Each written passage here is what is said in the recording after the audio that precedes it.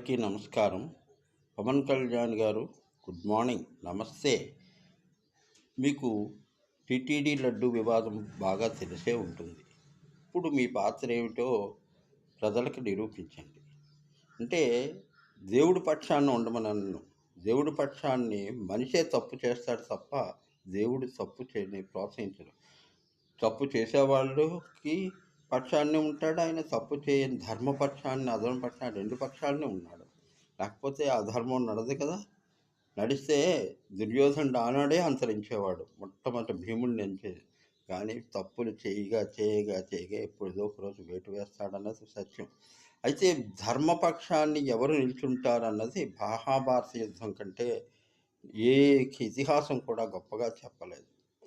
ఇప్పుడు మీరే పక్షం పవన్ గారు, పవన్ గారు, మీరు తింటారా తింటారా,